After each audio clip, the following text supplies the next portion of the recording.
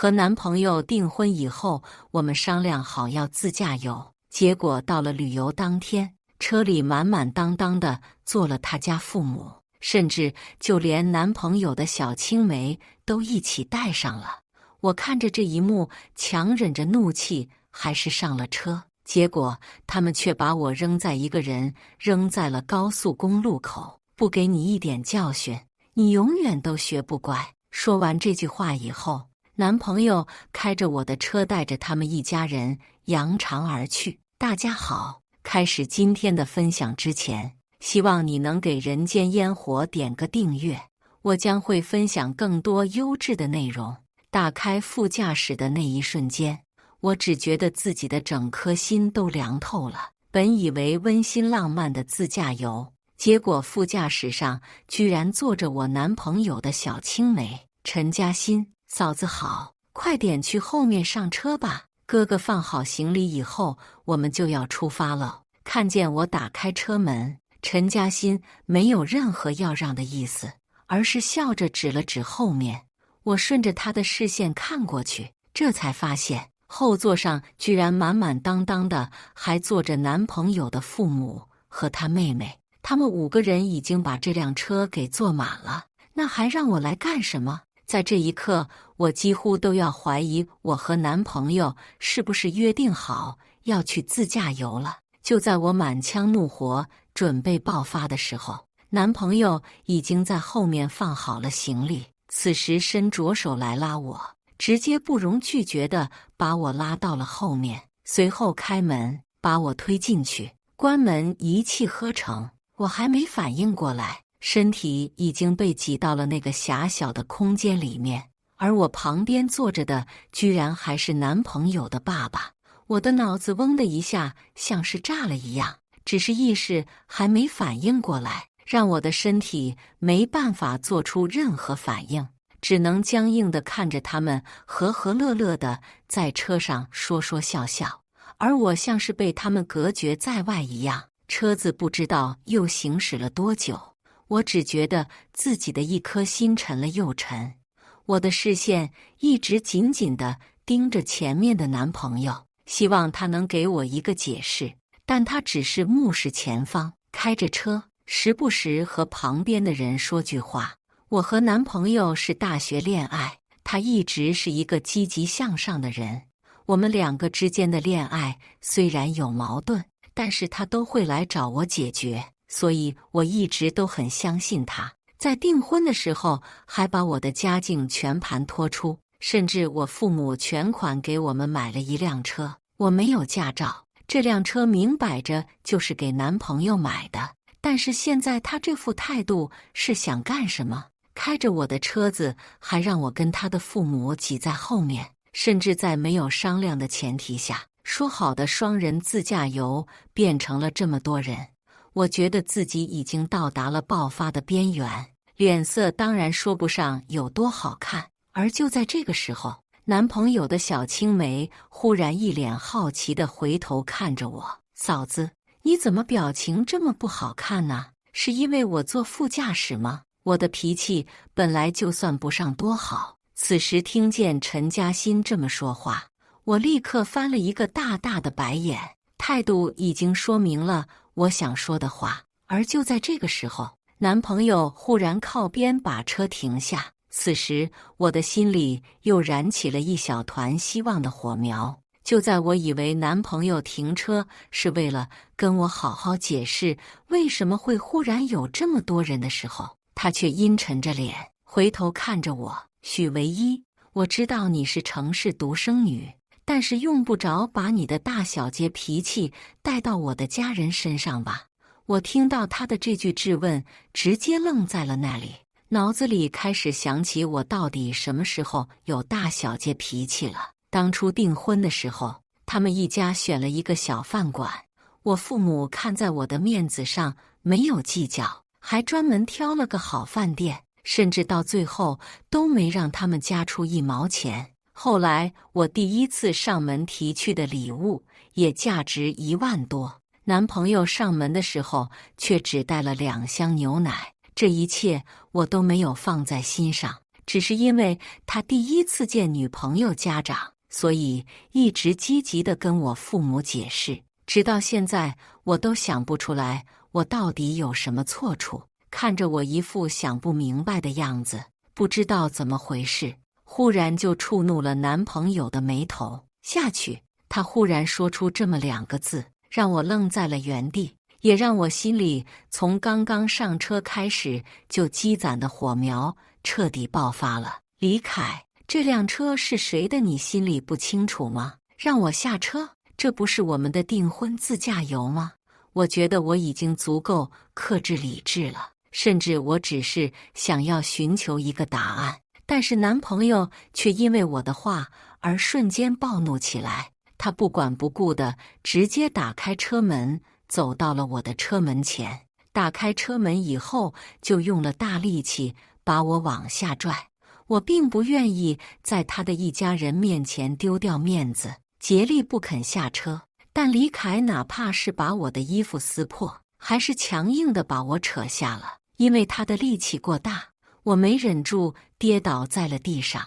而他把我扯下车以后，居然打开了后备箱，把我的行李也拿了下来。行李箱被他强硬地摔到了我的面前，箱子顿时4分5裂，里面装着的衣服也有一部分暴露在了大家的面前。此时我们正在高速公路口，有不少人都把视线放在了这边，那些八卦的眼神让我恨不得现在找个地缝钻进去。但男朋友却在这个时候露出了恶意的笑。我知道你从一开始就看不起我，现在也让你尝尝别人到底是怎么看我的吧。说完这句话以后，他直接去了车上开车离开，而我就这么狼狈地跌坐在地上，身旁还放着4分5裂，差点砸到我的行李箱。我难以接受地看着面前的一切，几乎以为这是梦。但是刚刚跌倒在地上，而磕破的伤口却真实地告诉我，这不是梦。李凯把我扯下来的时候，他的父母，包括那个小青梅，甚至是他妹妹，一个人都没有为我说话。他们只是冷眼看着我狼狈地被他扯出来，甚至还带了那么一点点欣赏。我不知道我为什么会用上这个词，但是我现在回忆起来他们的样子，那我能想到的就只有欣赏。旁边已经有人过来问我需不需要帮助，而我抬起头强撑着笑脸，只说了一句话：请帮我拨打报警电话，谢谢。许唯一，你他妈是不是脑子有病？你就一定要闹得我们家鸡犬不宁吗？李凯刚走进警察局，就伸手把他的打火机扔到了地上，之后就抬起头，一脸怒目圆睁地看着我，而他的家人也通通用那种冰冷的眼神看着我，仿佛做错事的人真的是我一样。我看着他冷笑一声，并不说话。旁边也很快有人走了过来，和李凯核实情况。当初他们上了高速以后，我本想拿我的手机报警，结果却发现因为不小心摔的那一下，手机黑屏打不开了，于是就借用了路人的手机。而我之所以报警，李凯开的那个车是我父母买的，当然也我的名下，毕竟现如今的我们并没有结婚，哪怕口头上说的是给我们买的，真正的主人也只会是我。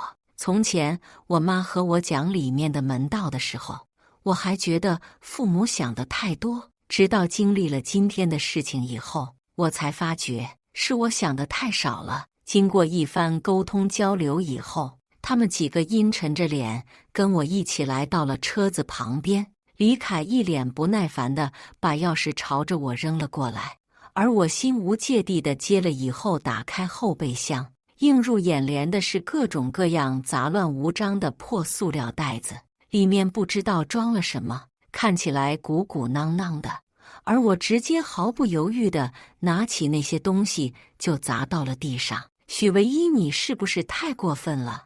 你以后还想不想进我家的门了？忍了一路离开，最终在看见我砸行李的时候，还是没忍住说出了口。我等的就是他这句话。又拿了一个东西扔到地上以后，抬起头，我用一种嫌弃的眼神看着他。过分，你还有更过分的没有见到，而且以后我跟你也没什么关系了，也不进你家的门了。说完这句话以后，我指了指后备箱上的行李，很明显的暗示他们如果不把东西拿走，那就别怪我继续扔了。李志凯的爸爸李建国和他妈妈刘红梅两个人阴沉着脸下来搬东西，唯独我原本的那个准小姑子还是站在原地，唯一只是今天心情不好，说了点气话。小凯，你别和他一般计较。就在行李即将搬完，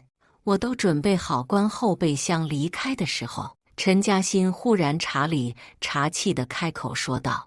而且就在我没有注意到的时间里，陈嘉欣为了安慰李凯，两个人一起说悄悄话，身体已经到了一种密不可分的姿态。看到他们两个这副样子，我不由得就想起了从前。我不止一次指出他们关系实在是太亲密，李凯却总是拿他们从小一起长大，又不把陈嘉欣当成个男的敷衍过去。现在看起来哪儿是不当个男的，只不过是拿来哄我的瞎话。今天他敢这么做，等以后就别想求着我娶她。我李凯也不是什么女人都看得上的。李凯说这话的时候，头高高昂起，从我这个方向还能清晰地看着他的手在陈嘉欣的衣服里面乱摸，我忍不住感觉有些恶心，侧过身吐了起来。只不过今天出来的实在是太匆忙了，根本就没东西，吐了2下以后也没吐出来。再次抬起头的时候，却发现李凯一家全部都用一种耐人寻味的眼神看着我。我并没有把这件事情放在心上。他们把东西都搬下来以后，我就开着车离开了。本来为了自驾游请了1个星期的假，现在自驾游去不成了，假已经请下来了，于是干脆待在家里好好的陪伴父母。我和李凯是在3天前刚订的婚，此时家里的亲戚统统都已经知道了这件事情。我在家待了2天，还是不知道该怎么开口来说我和李凯已经分手的事情。直到第3天早晨，我正打着哈欠从卧室里走出来，恰巧看见了坐在客厅沙发里的他们一家4口。第一秒，我还以为自己还在做梦，给了自己一巴掌，这才发现确实有痛觉。唯一怎么能起得这么晚呢？以后嫁到我家是要当贤妻良母的，我不允许起这么晚。刘红梅一嫂一开始来我家的时候拘谨的状态，此时的态度就像是我必须要嫁给他们家一样，看得人忍不住恶心。旁边的李建国听见这话，也忍不住连连点头，丝毫没管我父母在旁边尴尬的已经连假笑都维持不下去的神色。看到这一幕，我心里明白，不能再推下去了，朝着爸妈投去了一个怜悯的目光。我毫不犹豫地抬起头，我们之前不是已经分手了吗？你们一家人还上来有什么意思？说完这句话以后，我用嫌弃的眼神看向了被放在桌子上的一小提纯牛奶。他们一家人上次来我家商量订婚的时候，也只拿了2提牛奶，现如今他们上门还拿东西，真不知道我是不是该跪下给他们磕一个，感谢他们还愿意给我们拿礼物。谁让你用这种态度跟我父母说话的？你爸妈没教过你礼貌吗？马上要嫁进我家的门了，以后就不能再这么浮躁。李凯指责的话让我忍不住愣在当场，用一种看智障的眼神看着他们一家4口。如果我没记错的话，我已经态度很明显地表示了好几次分手。他们这一家是怎么回事？集体失忆还是集体精神病？我表情不耐烦地看着他，恨不得直接拿扫帚把他们一家4口全部扫地出门。那你倒是好好跟我说个，你跟那个陈嘉欣是怎么回事？你手都伸到人家衣服里了，总不能还说是兄弟吧？听见我直截了当的把这件事情挑明，李凯脸上飞快地闪过了几抹慌乱。而就在这个时候，刘红梅忽然伸手重重地在桌子上拍了一下，抬起头看着我的时候，表情凶狠。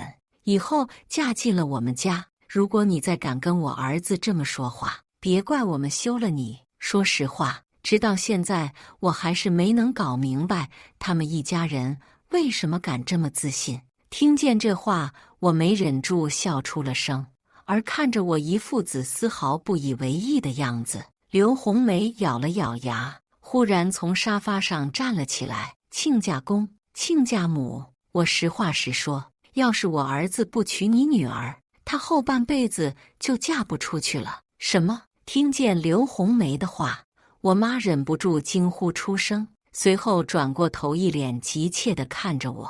我父母对我算是那种比较宽容，而且稍微有点放养的父母。也正是因为这样，在刚刚我说出已经分手以后，我爸妈并没有说任何的话，只是想看我的态度，然后再决定该怎么处理这件事情。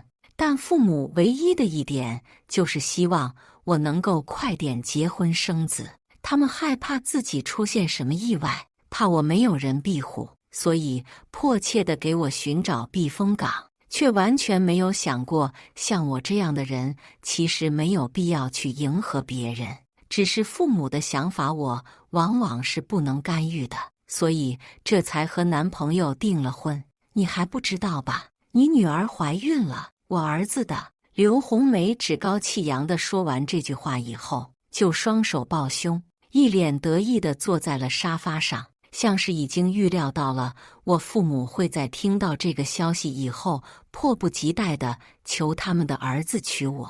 实际上，我妈在听完这话以后，只是表情难看地看着李家父母，并不继续说话，而我爸则是面色难看，好几次欲言又止，被我妈给阻止了下来。说实话，在听到刘红梅的话以后，我直接就张大了嘴巴，直接当场拿出手机，连着搜索了好几个百度，才敢相信我真的没怀孕。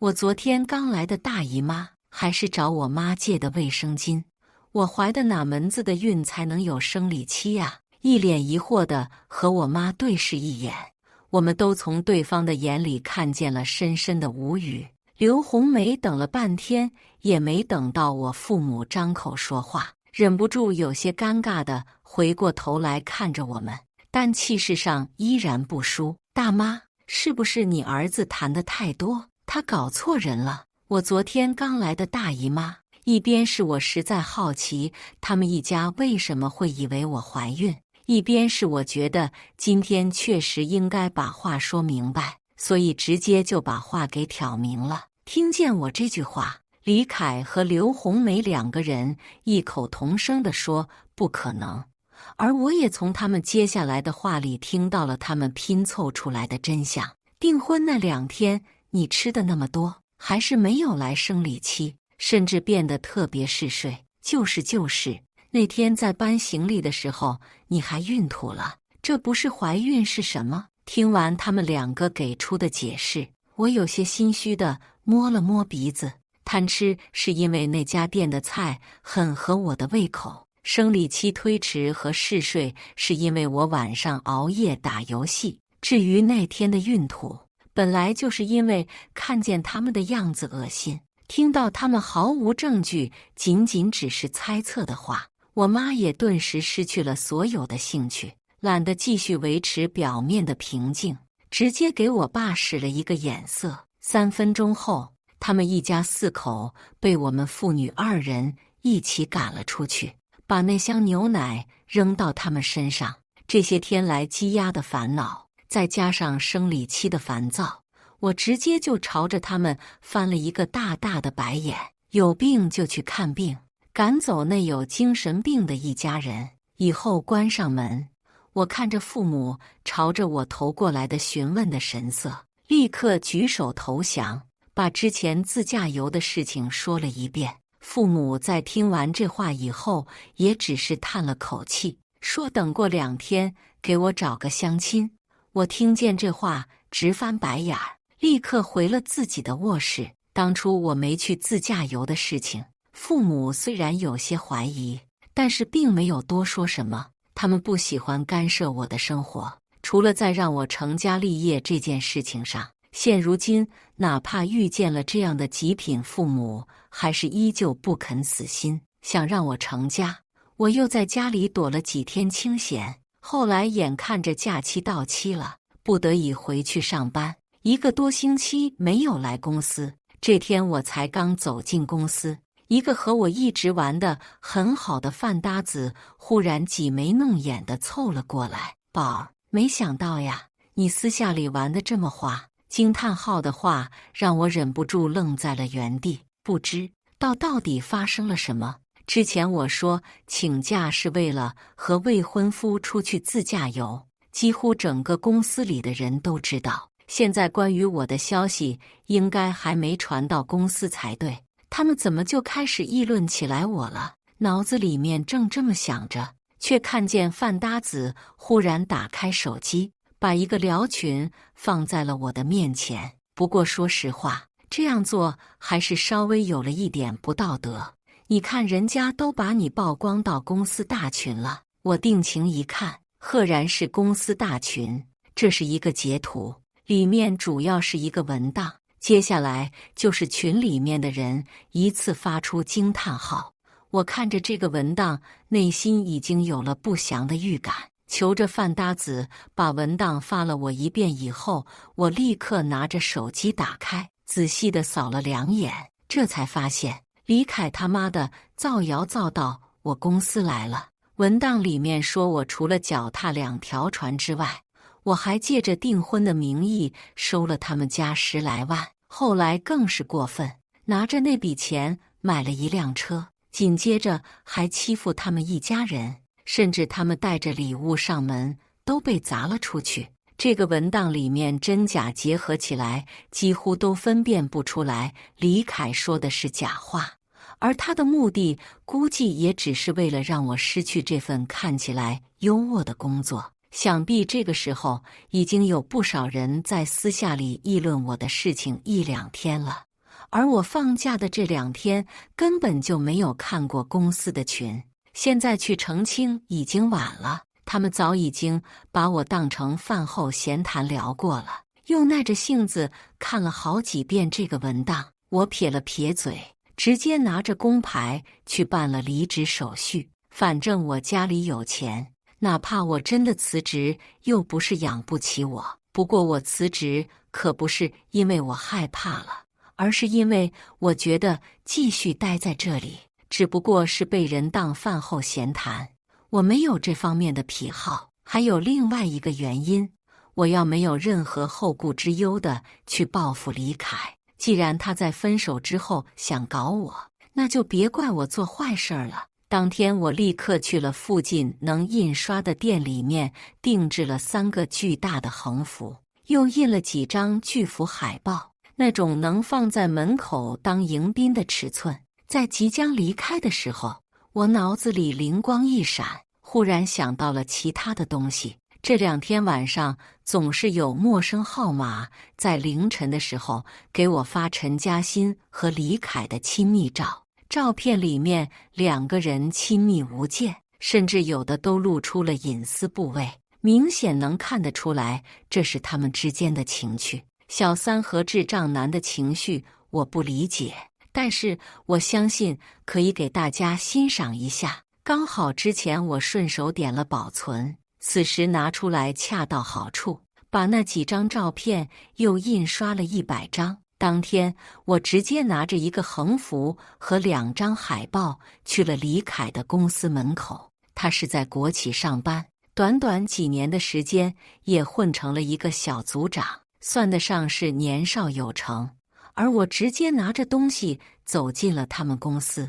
在办公室里面，我进去的一瞬间，大家都把视线放在了我的身上。李凯原本还笑着跟旁边的人说话，在看见我进来的一瞬间，脸色唰的一下就白了。我活这么大，内心最重要的一点就是有气我就撒。如果这个人真的惹到我了，那他就别想好过。挑衅地看了一眼，离开以后，我立刻把那2个巨幅海报放好，中间还有个巨大的横幅被我推到前面，而我则是一边把手中的照片散发出去，一边开始假哭。进来之前就点好的眼药水，在这个时候起了重大的作用。我知道你们2个两情相悦，但是你完全没必要捏造事实啊！你们连床照都发给我了，我都没有声张，你们还想让我怎么办呢？我的嗓门很大，来的时候还专门带了小蜜蜂。此时嚎的这一嗓子，整个公司都听见了。顿时所有人看李凯的眼神都不对劲了，而他在意识到这一点以后，立刻上前来讲堵我的嘴，却被我躲开了。我们2个像是老鹰抓小鸡一样，在整个办公室里跑来跑去。最终李凯也没抓住我，而是等来了警察。就是他，我报警，他捏造事实，污蔑我的名誉，他造谣。我指着对面的李凯毫不犹豫地说，而警察在听完我的话以后，也立刻走到了李凯旁边，准备先把他带去警察局做个笔录。在即将离开的时候，我忽然想起了什么，在李凯一脸惊恐的眼神中，我走进了他上级领导的办公室。从我能豁出脸报复他的那一瞬间，李凯那种好面子的人根本就斗不过我。我一顿声泪俱下的哭诉以后，原本就一直关注着外面的领导，表情难看的点了点头，让我出去。其实我知道，我就算是报警这件事情，也没办法对李凯造成什么实质性的影响，所以我选择把这件事情闹大。我的主要目的不是为了让他因为这件事情付出代价，而是为了让他失去工作，社会性死亡。毕竟他也想那么做，而我只是按照他的那样，把这一切还给他而已。许唯一，你真恶毒！在被警察带进警车里的时候，他回过头看着我，恶狠狠地说他，而我只当他是在夸我，笑着点了点头。我没想过李凯会再来找我，也没想过他会带着陈嘉欣一起来。打开门，当我看见门外的2个人的时候，下意识的就要把门关上，李凯却忽然伸手挡住了门。他的那双眼睛带着炽热的温度都放在我的身上，而他旁边的陈嘉欣红肿着一双眼睛，明显哭了很久的样子。我很不耐烦，说实话，李凯这个人，我很早之前就想扇他一巴掌了，只是没来得及等我发牢骚，李凯忽然扑通一声跪在了我的面前。我看着他骤然通红的眼眶，再看看旁边满脸心疼的陈嘉欣，忍不住翻了一个大大的白眼。唯一之前的事情都是我错了，但是你不是已经有我的孩子了吗？我让嘉欣给你道歉，我们好好过日子，好不好？听见他这话，我更是不屑。前2天我就听朋友说，李凯的公司已经把他给辞退了，现如今他没有收入来源，又留了这么大一个案底，找新工作简直难于登天。他会回来找我，对我好，我根本就不相信。要是说他想哄骗我，然后花我的钱，这还差不多。你能不能不要再为难阿凯了？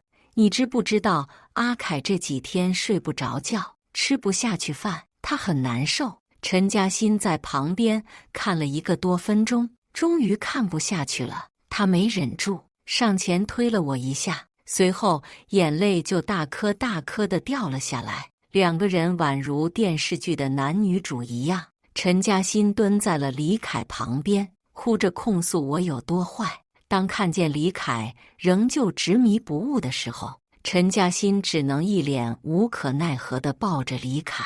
说实话，我看着他们这一幕，心里没有任何的触动。一场白得来的大戏不看白不看。不过看了2、3分钟以后，我也有些腻了。于是，在2个人震惊的眼神下，我直接上前一巴掌重重地摔在了李凯的脸上。垃圾就应该待在垃圾堆里，你们2个垃圾配垃圾，天生一对。如果再敢来恶心我，就别怪我用唾沫喷死你们。说完这句话以后，我直接上脚去踹李凯，被踹了2下，没忍住，还是站了起来。2个人一起后退到了门口2、3步远的距离。说实话，我很希望这是我跟他人生中的最后一次见面，但是事实证明，有些东西他越得不到，就越想得到。后来李凯就像个傻逼一样，经常3番5次地出现在我的生活里，而陈嘉欣也跟着他形影不离。不过好在我结婚以后，这个情况得到了改变。我现在还记得我们最后一次见面，李凯穿着一身有些破旧的西装，整个人因为生活而添满了沧桑，整个人看起来宛如老了10几岁一样。唯一我这辈子最后悔的事情，就是那个时候相信了陈嘉欣的假话，你是我这辈子唯一的挚爱，我将永远为你而活。他这句真情的告白落在我的眼里，不过是一个虚情假意的男人想要最后的挽留一个女人，实际上那个男人在外面还沾花惹草，不是个良人。我听见这话，一如往常一样翻了一个白眼，最后毫不犹豫地转身离去。垃圾。以上就是今天分享的故事。大家有什么想说的、想吐槽的，欢迎在下方评论交流。也更希望能给人间烟火点个订阅，我将会分享更多优质的故事内容。